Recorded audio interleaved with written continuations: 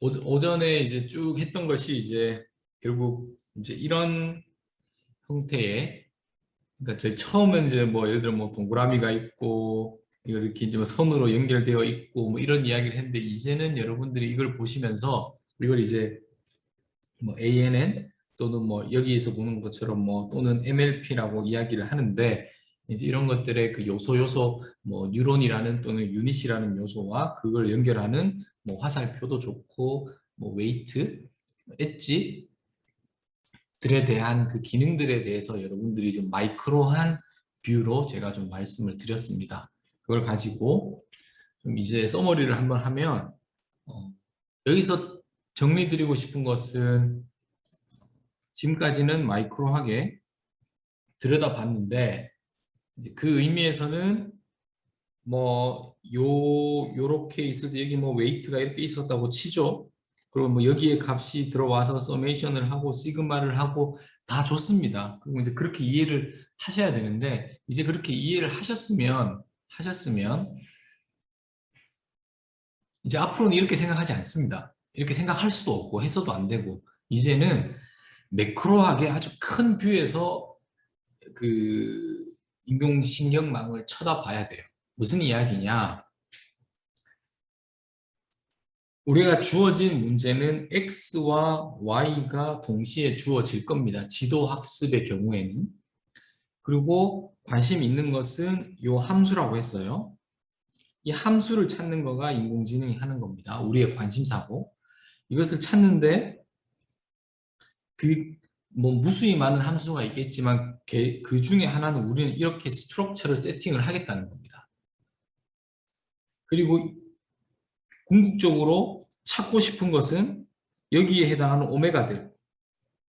그러니까 결국 파라미터라이즈 된 펑션이에요. 인공신경망이라는 것은. 요런 파라미터들을 찾는 겁니다. 근데 이제 우리가 찾는 게 아니라 요거는 우리가 준비를 하고, 이렇게 준비가 된 걸 인공지능에 계속 보여주면서 트레이닝 또는 학습을 통해서 그 오메가를 컴퓨터가 뭐 파이썬에 있는 뭐 그 딥러닝 툴인 텐서플로우를 쓰겠죠. 그걸 이용해서 찾아 달라고 요청을 하고 찾아줄 겁니다. 그러면 우리가 이제는 바라봐야 되는 것은 뭐냐 하면, 여기에 디테일한 엘리먼트들의 의미가 뭔지에 대해서 마이크로하게 디테일하게 쳐다보면 큰 숲을 보지 못해요. 그 숲은 뭐냐? Universal Function Approximator고 Universal Function Classifier예요. 제가 첫 시간에 이야기한 것처럼.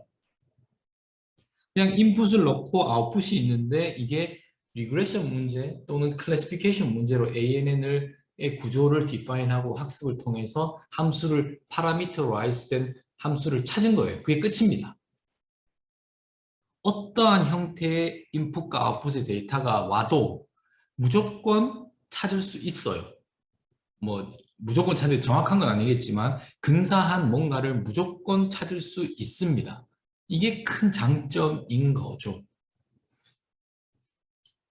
자, 그래서 펑션 어프록시메이터의 관점에서 보면 이건 이 리그레션 문제고, 그것은 이 노드들의 밸류가 이런 방향으로 계산되고 해서 흘러가는 프로퍼게이션의 관점에서 보는 것이고, 유니버셜 펑션 클래시파이어라는 것은 웨이트의 관점에서 piecewise linear classifier, linear boundary, 그러니까 직선을 여러분들이 보는 관점입니다. 아시겠죠? 관점이 이제 두 가지가 있다고 했어요. 이제 이렇게 보는 거예요. 여기에 값이 뭐 예를 들어서 학습을 했더니 1이고 마이너스 1이고 뭐 2, 아무 의미가 없어요. 그 값을 아는 것은 의미가 없습니다. 전체로 봤을 때 이게 들어오면 이게 나온다는 거가 중요한 거지. 자, 이제는 좀 제가 막 디테일하게 마이크로스코픽하게 뭐 원리가 어떻게 되고 막 설명하고 나서 서머리로 이제는 그걸 잊으라고 말을 하니까 좀 한데, 그걸 이해를 하지 말라는 뜻은 아니고, 그런 인사이트는 이제 충분히 여러분들이 네트워크를 보는 것에 이제 그 이해를 하시면 거기로 되는 것이고, 그런 관점에서 이제 앞으로 인공신경망을 바라보는 것이 아니라 매크로한 관점에서 어떠한 X와 Y가 들어와도 그게 리그레션 문제든 클래시피케이션 문제든 인공신경망으로 구조를 디자인하고 학습을 통해서 내가 그것을 표현하는 함수를 어프락시메이터를 찾을 수 있다. 이걸 기억하시는 게 더욱 중요합니다. 자, 그러면 이제 요 그림을 볼게요. 여기가 인풋이 들어왔습니다. 이제 여러분들이 그렇죠? 그리고 뭐 이 경우에는 뭐 히든 레이어가 하나가 있네요. 한 층이 있습니다. 그렇죠? 그러면 우리가 요 부분은 리니어 컨비네이션을 하는 것이고 요 안에 시그모이드 펑션이 있으니까 넌리니어한 펑션이 살짝 들어가 있는 거예요. 그리고 우리가 이 네트워크를 보고 봐야 되는 것은 이 부분과 이 부분이 우리가 느끼기에 하는 역할이 조금 다르다. 네트워크는 지금 이것이 다른지 아닌지 아무 상관없어요. 그냥 여기도 오메가고 여기도 오메가입니다. 그냥 파라미터를 학습하는 것이지만 우리가 그것을 다르게 해석을 하겠다는 거죠. 여기도 여기도. 여기는 피처를 학습하는 것이고 그 피처라는 말이 처음 들어 나왔는데 인풋에서 인풋의 매핑을 통해서 여기까지 들어오면 이 부분에 있는 것들은 그 다음 부분이 뭐냐 하면 리니어 클래시파이를 잘하기 위해서 변형된 인풋 소위 말해서 저희는 이제 피처라고 이야기를 하겠습니다. 특성인자, 특징인자들이 여기에 레디가 되게 되는 겁니다. 그러면 여기를 가지고 여러 개의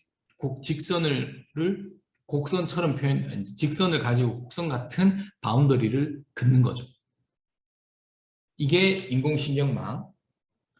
그 다음 딥러닝으로 들어가면 뭐냐?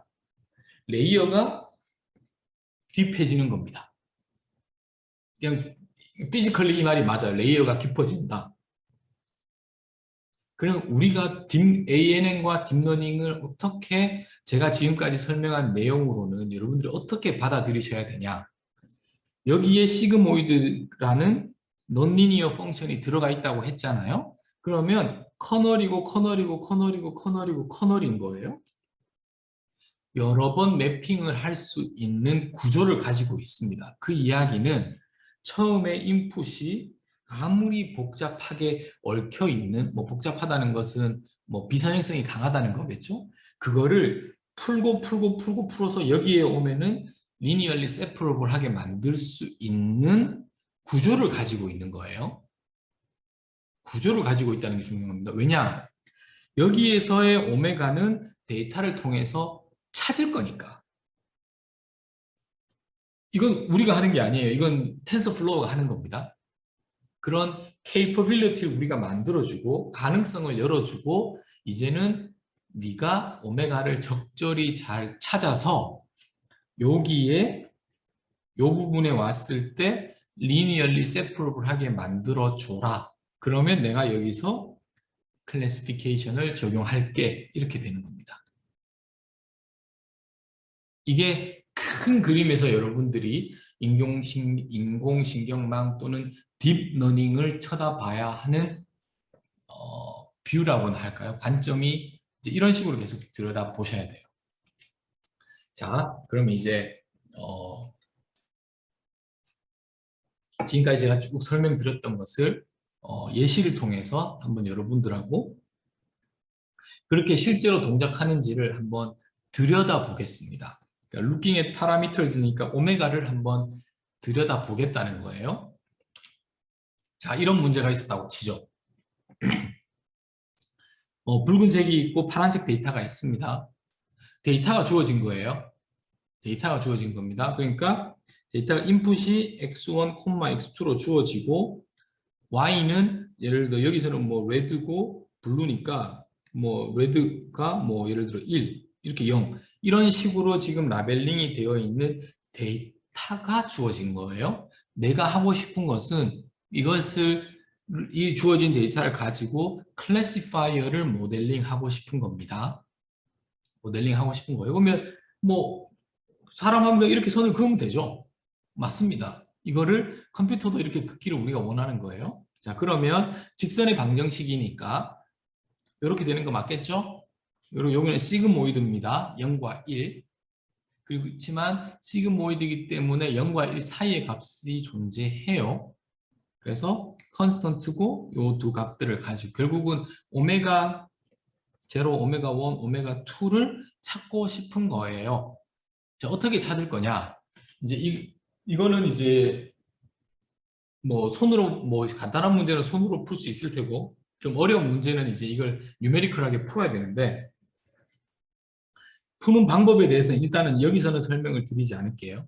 일단 이렇게 해서 모델링을 했습니다. 됐죠? 이걸 보고 이제 2차원 그리고 여기는 바이너리 클래시피케이션이라는 것을 이제 여러분들이 아시고 요게 요 직선에 해당하는 겁니다.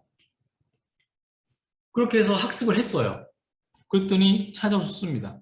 어떻게 찾는지 제가 설명 안 드릴게요. 뒤쪽에 이제 그 데모를 통해서 여러분들하고 함께 실습을 할 거니까 그게 지금 그걸 말씀드리고 싶은 게 아니라 학습을 했더니 오메가가 이렇게 나왔을 거잖아요. 그걸 가지고 플러스를 했더니 이렇게 나왔어요. 오, 제대로 바이너리 리니어 클래시파이어를 인공신경망을 통해서 학습을 해서 구했구나. 이게 된 겁니다. 된 거예요. 됐죠? 지금 우리가 이거 하고 싶은 게 이건 거잖아요. 자, 그리고 여기서 이제 좀 그 사이드 노트로 좀 하나 말씀을 드려야 될 것이 있는데 우리는 이렇게 시작을 했습니다. 그리고 여기를 1, 여기가 이제 1이 있는 거죠. 1이. 오메가 0였고 오메가 1, 오메가 2여서 여기를 전부 다 제가 합쳐서 웨이트라고 했는데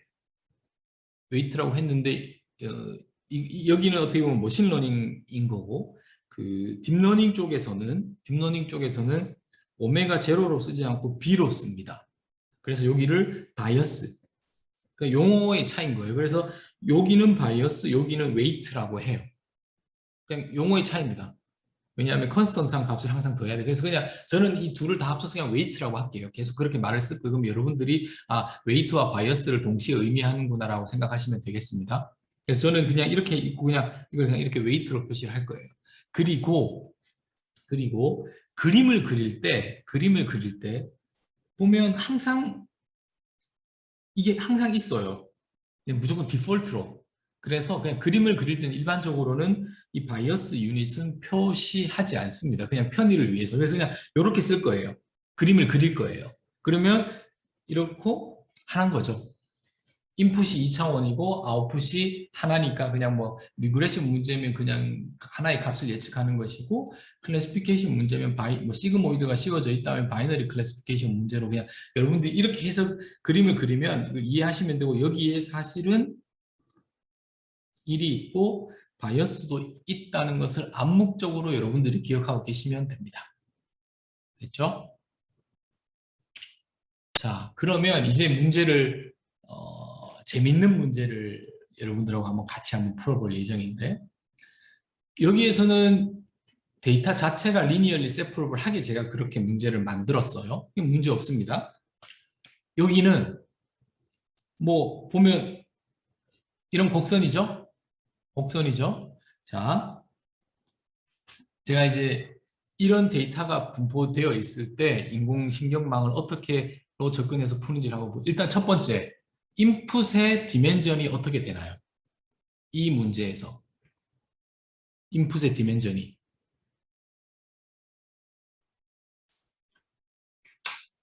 좋습니다. 잠시만요. 또 그 극적인 요소를 위해서 하고 뭐 다 보여드리기는 했는데 이걸 지우고 네, 이렇게 해서 하겠습니다.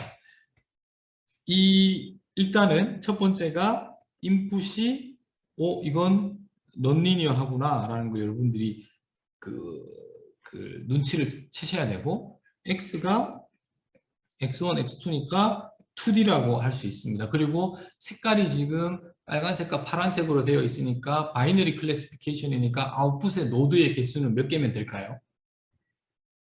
아웃풋의 노드의 개수는 1개. 좋습니다. 그러면 여러분들이 이렇게 그리는 거예요. 이렇게 됐습니다. 됐죠?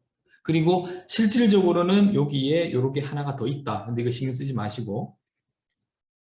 그러면 x1, x2, 그 다음 가장 심플한 네트워크는 이거예요. 뭐 여기 바이어스가 더 있지만 뭐 이렇게 치겠습니다. 그러면 오메가 0, 오메가 1, 오메가 2를 학습을 해서 찾을 텐데 만약에 이렇게 해서 선을 그으면 이 오메가를 찾아서 그으면 어떤 직선이 나올까요? 여러분들 생각에. 이렇게 네트워크를 유저가 디자인을 하고 학습을 또 이제 이 데이터들을 여기 있는 데이터들을 놓고 이 오메가들을 찾겠죠? 그러면 직선이 뭐 해보진 않았지만 뭐 이렇게 나올 것 같아요. 그렇겠죠? 자, 그러면 이것은 충분하지 않다는 것을 압니다. 왜냐하면 곡선이니까. 그러면 이제 배웠으니까 중간에 하나의 히든 레이어를 넣었으면 좋겠다는 아이디어는 여러분들이 이제 뭐 이걸 그러면 일단 기본적으로 여기에 뉴런의 개수가 몇 개 이상이어야 돼요. 기본적으로. 여러분들이 생각하시기에. 요거 생각하지 마시고. 자, 요렇게 넣었습니다. 그러면 이 이야기는 여러분들이 직선 몇 개로 어프락시메이션을 하겠다는 뜻인가요? 이렇게 그림을 여러분들이 디자인을 했다면 두 개인 거죠. 만약에 제가 이렇게 했다. 그러면 나는 여기에다가 직선을 세 개를 긋겠다는 뜻입니다. 두 개인지 세 개인지 뭐 일단은 저는 일단 두 개로 할게요. 됐죠? 그러면 뭘 의미하느냐? 여기에 오메가가 있을 테고 여기에 오메가가 있을 겁니다. 그럼 여기서 봐야 되는 것이 이 직선 두 개가 여러분들이 생각하시기에 여기에 직선 두 개로 어떻게 될지 머릿속으로 상상을 해보세요. 직선 두 개를 그어야 된다면 어떻게 그을지. 그리고 여기는 예를 들어서 G1, G2예요. G1, G2는 직선 몇 개인가요? 여기는 요 사이는 직선이 몇 개인가요? 지금 이 한 개죠. 그러면 여기가 G1, G2로 이렇게 커널을 통해서 트랜스포메이션 된 것이 여기가 리니얼리 세퍼러블 한지를 한번 보죠. 그렇죠? 그럼 그 이야기는 뭐냐면 일단 이렇게 내가 스트럭처를 짠 다음에 인공신경망으로 막 학습을 합니다. 그럼 오메가가 무슨 값들이 정해졌을 거잖아요. 그걸 우리가 한번 들여다보겠다는 겁니다. 내가 어떤 직선을 긋느냐가 아니라 직선은 인공신경망이 데이터를 통해서 찾아서 그어줄 거예요. 그 그어준 직선이 우리가 지금까지 설명했던 어떤 인사이트나 또는 직관과 일치를 하는지 한번 확인해 보자는 거죠. 자, 그래서 이렇게 왔습니다. 저는 이렇게 디자인을 했어요. 디자인을 했습니다. 자, 그러면 일단 첫 번째 질문. 여기에 있는 G1의 그 값의 레인지는 어떻게 되나요? 시그모이드를 씌웠으니까.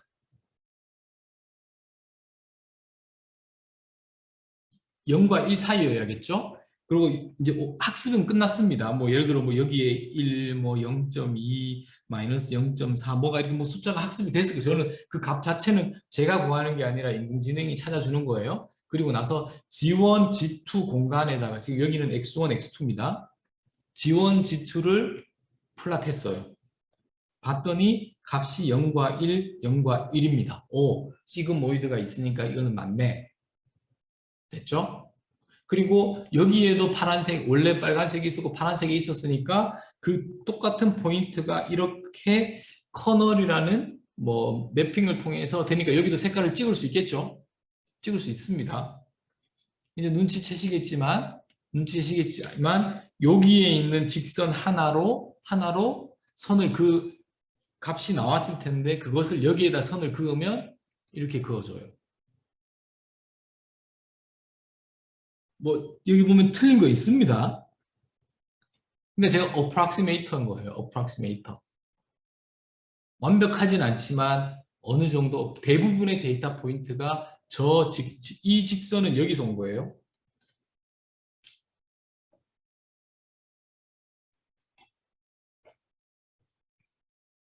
이 그림 이해가셔야 됩니다. 자, 그러면 다시 그럼 이제 여기가 관심 있어요. 여기가.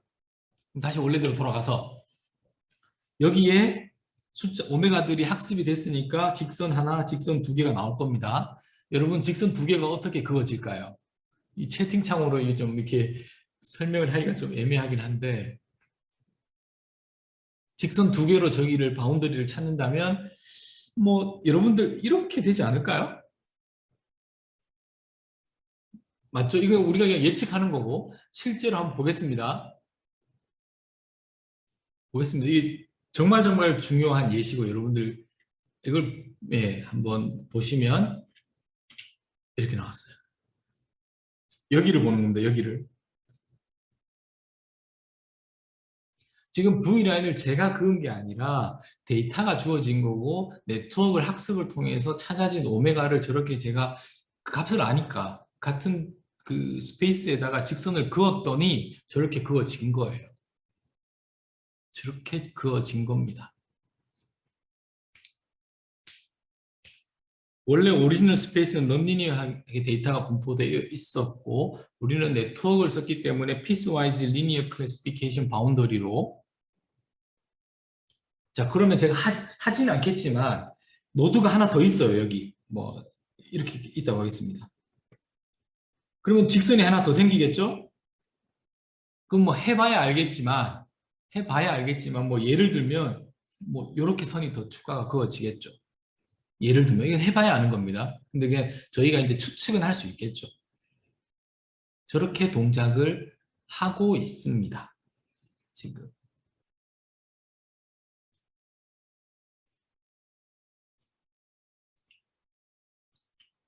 자, 그럼 여러분들한테 질문을 드릴게요. 이것도 또 좀 안 좋은 제가 이렇게 한 다음에 뭐 좋지 않은데 다 보여드리고 해서 자, 만약에 데이터가 보시는 것처럼 저렇게 분포를 하게 저희가 데이터를 받았어요. 그러면 인풋 디멘전이 어떻게 되나요? 인풋 디멘전이 두 개. 좋습니다. 바이너리 색깔이 빨간색, 파란색밖에 없으니까 하나. 자, 그러면 이제 히든 레이어를 뭐 예를 들어 한 층을 쌓는다고 하면 히든 레이어를 한 층 쌓는다고 하면 히든 레이어의 노드가 몇 개면 좋을까요? 4개 이상. 아, 좋습니다. 그 이야기는 직선이 4개가 그어지는 거겠죠? 여러분들 직선 어떻게 그으실 건가요? 그어질 것 같으신가요? 그러니까 사실 직선이 어떻게 그거 우리가 고민하는 게 아닙니다. 이거는 학습을 통해서 인공신경망이 우리를 위해서 찾아주는 거지만 어떻게 그어질 거라고 예측을 하실 수 있을까요? 이거 좀 꼭 답해 주셨으면 좋겠어요. 뭐 말로 채팅으로 좀 표현하기가 좀 애매하지만 어떤 예, 좋습니다. 일단은 제가 여러분이 지금 답변을 해주셨는데 다이아몬드로 생각하겠습니다. 저도 예,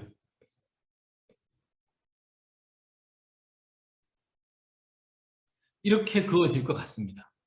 저도. 자, 근데 이걸 이제 제가 이렇게 익스펙트를 했어요. 그리고 이제 같은 말인데 이제 이렇게 디자인을 했어요. 했습니다. 자, 그러면 또 막 학습을 하면 여기서 또 말씀드리고 싶은 게 뭐냐면 여기도 직선 여기 오메가들이 찾아질 거잖아요. 그러면 여기의 값에 의해서 리니어 클래시파이어가 생깁니다. 자, 근데 여기에 있는 평면, 뭐 그냥 직선이라고 얘기할게요. 이게 이제 하이퍼플레인이니까 저희가 플롯을 할 수 있나요, 없나요? 이 부분. 왜냐하면 노드가 4개이기 때문에 축이 4개니까 4차원이에요. 4차원에 3차원 평면이 있는 겁니다. 그러니까 이건 우리가 시각화를 할 수가 없어요. 시각화를 할 수가 없습니다. 됐죠? 자, 그러면 여기를 볼게요. 직선 4개라는 건 압니다, 이제. 그러면 오메가를 찾았어요. 그리고 그것을 뿌려보니까 어떻게 뿌려지냐 하면 이렇게 뿌려졌습니다. 처음에 이제 뭐 이게 좀 히스토리를 좀 말씀을 드리면 제가 이걸 문제를 디자인할 때는 저는 저렇게 생각하고 문제를 만들었어요. 제가 문제를 만든 건 사람이니까 저렇게 했는데 처음에 저걸 탁 플러스 하는 순간 문제가 제가 틀린 줄 알았어요. 근데 딱 봤더니 저것도 맞아요. 여러분들 저렇게 분리를 해도 되겠죠? 이건 뭘 말을 하는 거냐? 우리가 커널이라는 거 있지 않았습니까? 커널? 그러니까 커널은 리니얼리 세퍼러블하게 하는 무수히 많은 함수 중에 하나를 우리가 픽하면 되는 거예요. 그렇죠? 이 경우에는 우리가 커널을 가르쳐 주는 것이 아니라 인공신경망은 주어진 데이터에서 커널도 학습하고 리니어 클래시파이어도 동시에 학습하는 구조이기 때문에 엄청나게 큰 장점은 여기서 뭐냐면 우리의 그 커널의 선정이 인간의 뭐라고나 할까요? 인간의 능력 또는 지식으로 한정되지 않아요. 제가 생각 못했던 저런 다른 커널도 여기서 서제스션을 해준다는 거죠. 이게 딥러닝의 어마어마한 가능성이라고 보시면 됩니다. 이거가 커널을 학습한다. 예, 그런 메시지로 뭐 요 예시를 제가 이제 직접 문제를 만들면서 보면서 좀 느꼈던 점입니다. 그래서 제가 자신 있게 말씀드릴 수 있는 것이 여러분들 지금까지 했던 이런 예시 이해하셨으면 마이크로스코픽한 관점에서 ANN은 여러분들이 완벽하게 동작 원리를 이제 파악하신 거예요. 뭐 더 이상도 없으면 이거예요. 다른 거 더 생각 안 하셔도 됩니다.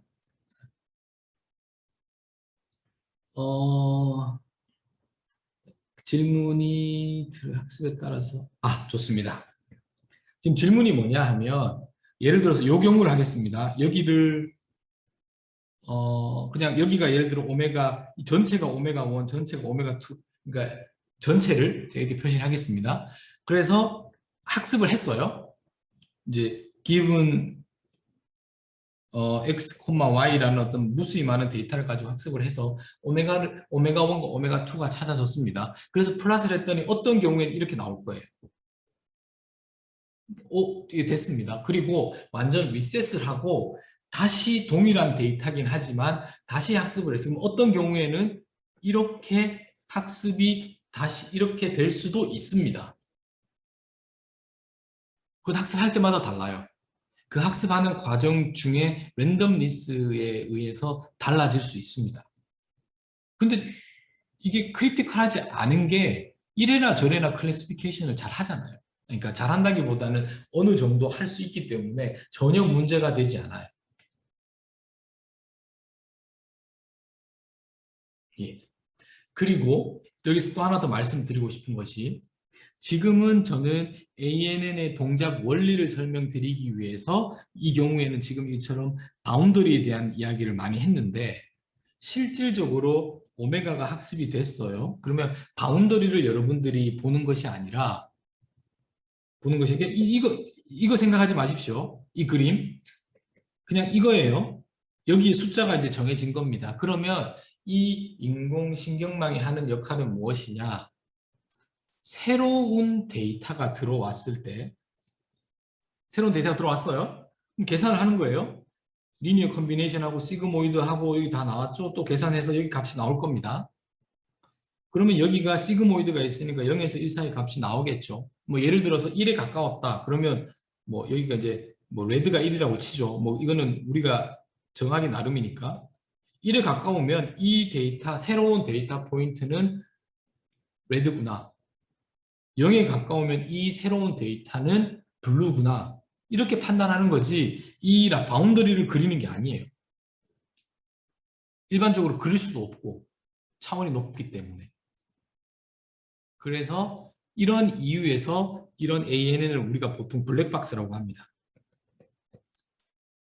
내부가 어떻게 동작하는지를 모르는 거예요. 가려져 있는 거예요. 지금 여러분들이 이걸 이렇게 비주얼라이제이션 해서 볼 수 있는 이유는 제가 설명을 위해서 정말 간단한 구조를 가지고 와서 이렇게 내부적으로 이 오메가들이 물리적으로 기하학적으로 의미하는 것인지 의미하는 것이 무엇인지를 지금 살펴볼 수 있는 거지.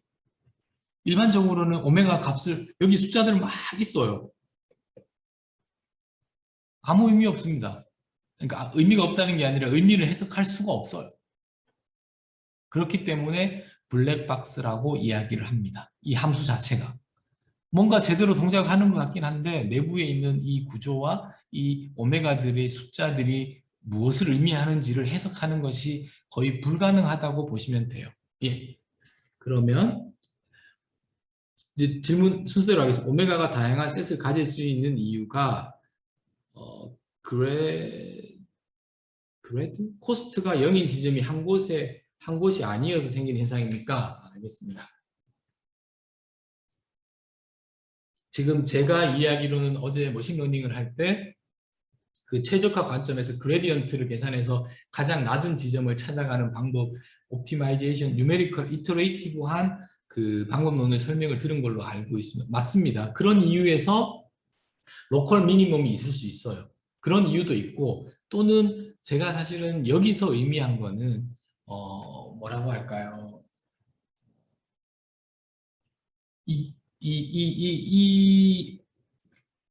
그 오메가를 찾는 데 있어서 그 뭐 예를 들면 이니셜 포인트를 랜덤하게 어사인을 할 거잖아요.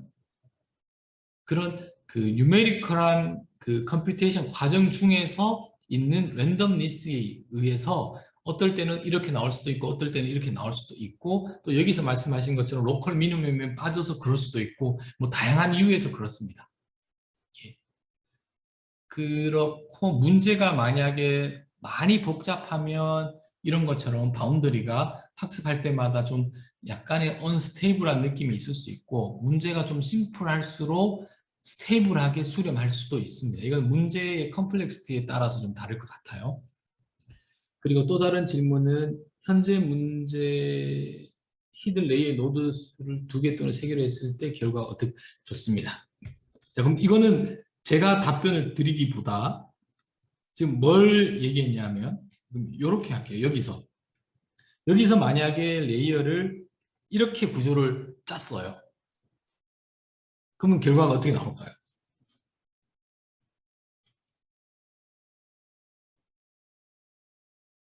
이렇게. 그러면 제가 드릴 수 있는 말씀은 뭐냐면 첫 번째 이제 여러분들이 저는 이제 ANN의 구조가 어떻게 동작하는지 설명을 드리기 위한 거라서 이런 과정을 했는데 정답은 어떻게 알아보셔야 되냐면 코딩에서 돌려보셔야 되는 거예요. 그게 정답이에요. 그렇게 해서 나오는 게 정답입니다. 두 번째는 이제 우리가 내용을 조금 파악했으니까 어떻게 동작하는지를 예측은 해볼 수 있겠죠. 직선이 세 개니까 뭐 제 생각에 뭐 어떻게 할까요? 뭐 이렇게? 뭐 하나의 예시가 될 수 있겠죠. 여기서 또 힌트는 여기서 우리가 또 얻을 수 있는 인사이트는 뭐냐 하면 디자인 네트워크를 뭐 레이어의 개수라든지 아니면 각 레이어의 뉴런의 개수를 우리가 잘못 디자인하면 아무리 학습을 열심히 하고 잘 해도 구조적으로 만약 이런 부분처럼 미스클래시파이 되는 데이터 포인트가 많아지고 네트워크의 성능을 향상시키는데 어퍼 바운드가 있겠죠. 리밋이 있겠죠. 그러니까 스트럭처 디자인할 때 그 고려를 해야 되는 거고 또 반대로 또 반대로 하면 예를 들어 여기에 뉴런을 10개를 했다. 10개를 했다. 그러면 직선이 10개가 생기겠죠. 뭐 이렇게 디테일하게. 이제 여러분들이 이제 판단하셔야 되는 게 뭐냐면 10개라도 데이터가 충분히 많다면 뭐 잘 동작할 수 있겠지만 우리가 그만큼 에스티메이션 해야 되는 오메가 파라미터의 개수가 더 많아지는 것이기 때문에 쓸데없이 모델이 네트워크가 복잡한 거죠. 쓸데없이. 만약에 데이터가 충분히 많지 않다면 이 값들이 제대로 찾아질 수 없겠죠. 뭐 그런 느낌입니다. 예, 그런 느낌. 그리고 노드수나 레이어가 많이 가지게 되면 제가 지금 말을 풀어서 했는데 지금 내용을 아시네요. 지금 이 경우에는 오버피팅이 발생을 하게 됩니다. 과적합. 그렇게 한마디로 얘기하는 게 이게 맞습니다. 자, 그리고 그럼 히든 레이어의 수를 충분히 많이 주었다면 예측이 정확해질 텐데 그것이 같은 말입니다. 오버피팅입니다. 그러니까 그러니까 이렇게 말씀을 드릴게요. 모델은 그러니까 여기서 모델이라는 것은 뭐 예를 들어 ANN이면 이런 구조는 심플하면 심플할수록 좋습니다. 무조건. 모델은 가벼워야 돼. 이렇게 보시면 될 것 같고. 근데 이제 이게 이제 내가 가지고 있는 데이터의 개수와도 좀 관련이 있을 수 있는데 데이터의 개수가 충분히 많다. 그러면 모델을 좀 복잡하게 해도 그것을 다 오버피팅을 피하지 않고 학습을 할 텐데 데이터가 많지 않고 모델이 복잡하면 오버피팅이 무조건 발생합니다. 네. 그러면 어떤 제너럴한 일반화된 모델을 만드는 것이 힘들다고 보시면 돼요. 근데 특히나 이제 뭐 모르겠습니다. 뭐 재료 쪽 관련해서 뭐 데이터가 많은 부분도 있겠지만 실험을 통해서 측정이 되는 영역이라면 데이터가 그렇게 많지는 않겠죠. 그랬을 때는 딥러닝 접근 방법을 무조건 선호하면 안 됩니다. 그 다음 커널이 스스로 학습해서 모델을 형성하는데 사용자가 레이어 디자인을 해줘야 예. 자, 혼동하시면 안 되는 게 커널이라는 것이 있는데 인공신경망은 커널을 데이터에서 학습한다고 했어요. 좋은 거예요. 근데 그렇다고 해서 우리 사용자가 아무것도 안 해야 할 게 없느냐? 아닙니다. 할 게 많습니다. 뭐냐 하면 네트워크의 구조를 사용자가 디자인해야 돼요. 여기서 말하는 것처럼 레이어의 개수, 뭐 인풋과 아웃풋은 정해졌겠죠. 왜냐하면 데이터가 주어진 형태가 주어져 있으니까 디멘전이. 히든 레이어의 개수를 5개로 할 건지 10개로 할 건지 첫 번째 레이어의 노드를 100개로 할 건지 500개로 할 건지 다 저희가 디파인 해줘야 돼요.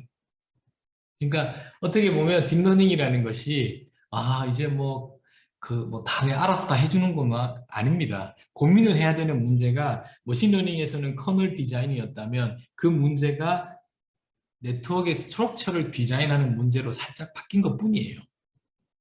프리 런치는 없습니다. 네. 자, 그리고 오늘 블랙박스에 대해서 궁금합니다.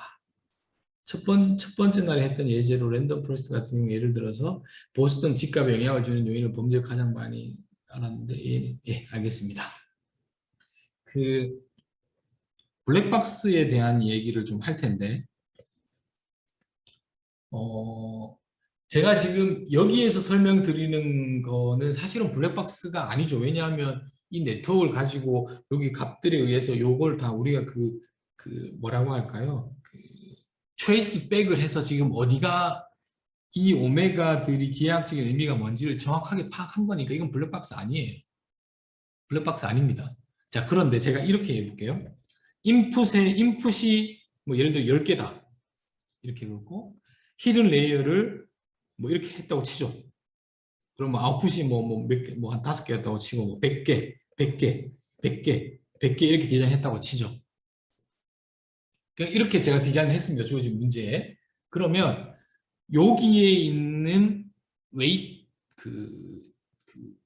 뭐라고 하나 직선의 개수가 아니 직선이 아니라 웨이트의 개수가 몇 개일까요?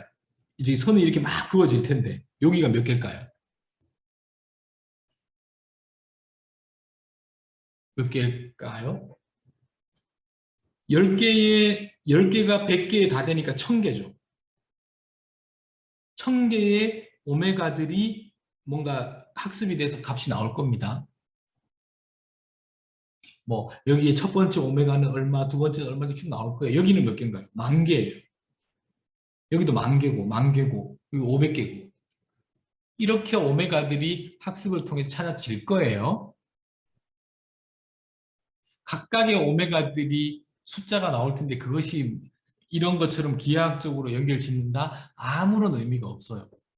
지울 수도 없고. 이러한 의미에서 제가 블랙박스라고 이야기한 거고, 이러한 의미에서 이제 인공신경망 네트워크를 마이크로하게 쳐다보는 것은 아무런 의미가 없습니다. 이제는 그냥 매크로하게, 이 경우는 뭐냐, 인풋의 디멘전이 10, 아웃풋의 디멘전이 5개, 그리고 중간에 뭐 좀 충분히 많은 네트워크로 인풋과 아웃풋을 관계를 짓는 함수를 모델링했고 그것을 학습을 통해서 찾았다. 끝. 끝. 더 이상 더 이하도 우리가 여기에다가 의미를 부여하면 안 돼. 자, 요게 일반적으로 이제 인공신경망에 대해서 말씀을 드리는 거고, 이제는 뭘 얘기하고 싶으냐면 이렇게 얘기를 할게요. 그럼 이걸 빼고,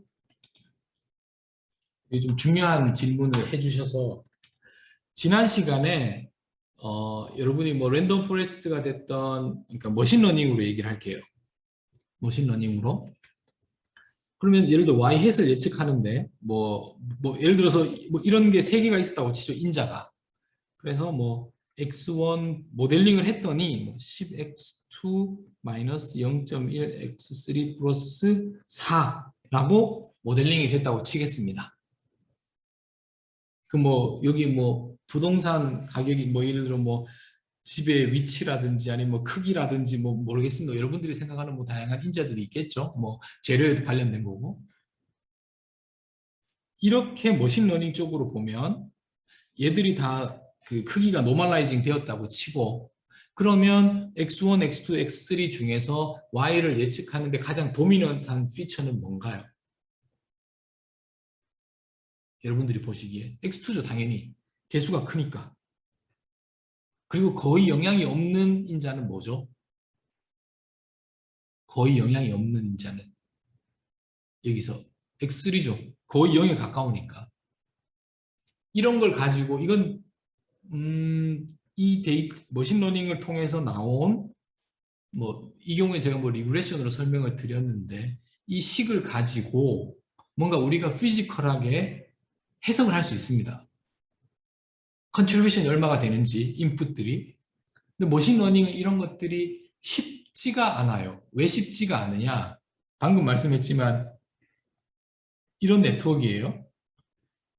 네트워크입니다. 내가 y 값을 하는데 여기서 특정 인자들로 가는 패스가 거의 뭐 무수히 많다고 보시면 돼요. 그렇잖아요.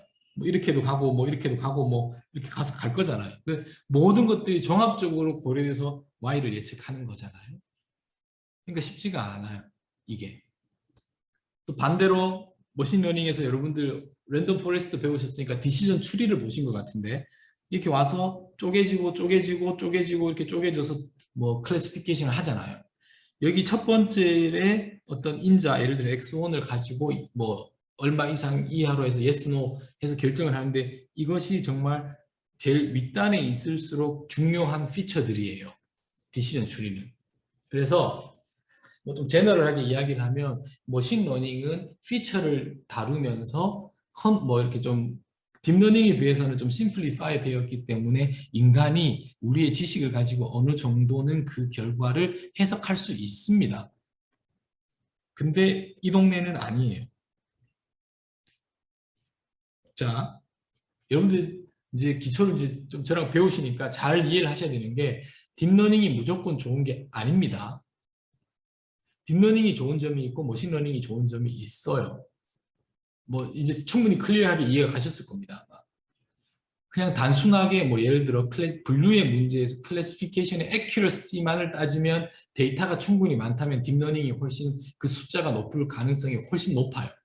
왜냐하면 그런 이 얘기가 많다는 건 뭐냐면 막 이렇게 복잡하게 곡선의 바운더리를 잘게 잘게 쪼개서 학습이 가능하다는 거잖아요. 오케이. 근데 우리가 이걸 원하는 건지, 그 결과를 가지고 나온 그 결과를 보고 우리가 해석을 하고 싶은 건지에 따라서 딥러닝으로 갈지 머신러닝으로 갈지 여러분들이 장단점을 정확하게 파악하고 계셔야 돼요. 저는 지금 딥러닝이 무조건 좋다고 전혀 말씀드리고 있는 게 아닙니다. 예, 그렇게 하고 넘어가겠습니다.